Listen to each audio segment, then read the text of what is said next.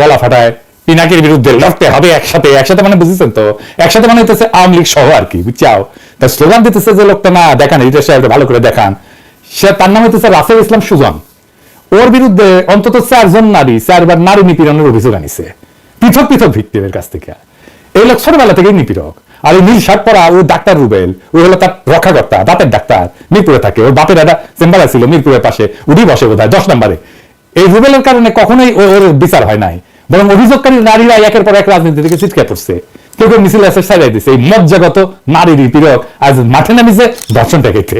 তামাশা দেখেছেন? তামাশা। তো উই তো লড়াই করবার চাই, তাই না? আবার এনে দেখেন কেন লড়াই করতে চায়।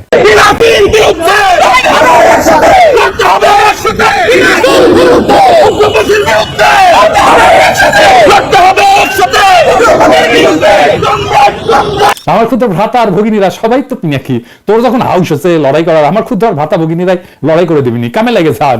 অনেকে কবে যে আপনি এটা অনিরাপদ করে দিতেছেন। ভাই লড়াই তো উই করতে চাইছে, আমি তো চাই নাই, তাই না? আমি কেন ওর জীবনের একটা স্বাদ অপূর্ণ রাখবো বলেন? কেউ আমার কাছে একটা জিনিস চাবে আর আমি আমার সামর্থ্য থাকলে দিব না, এটা তো হয় না, তাই না? এটা করা উচিত বলেন? লড়াইয়ের ভিডিও পেটে নামাক, হ্যাঁ।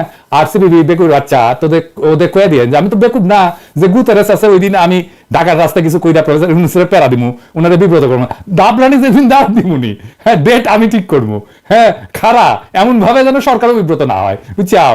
এবার আসে